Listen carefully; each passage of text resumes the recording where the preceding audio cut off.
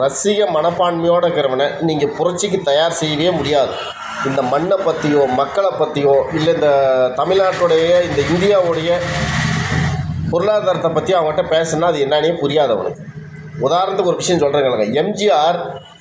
எம்ஜிஆரை பார்க்குறதுக்கு சினிமா தேட்டரில் கவுண்டரில் போய் டிக்கெட் வாங்க முடியாத மூச்சு தண்ணீர் சேர்த்தவங்களாம் இருந்திருக்காங்க. அதே மாதிரி எம்ஜிஆர் குடித்து வச்சு எச்ச சோடாவுக்கு சண்டை போட்டு நான் தான் குடிப்பேன் நீ தான் குடிப்பேன் இல்லை வேணான்னு சொல்லிட்டு அண்டாவை 4 அண்டாவை எட்டுன்னு வந்து வச்சுட்டு அதை தீர்த்த மாதிரி அந்த எச்ச சோடாவை ஊற்றி அது அந்த தண்ணியை தீர்த்த மாதிரி குடித்து தலையில் தெளிச்சிக்கணும்லாங்கிறாங்க.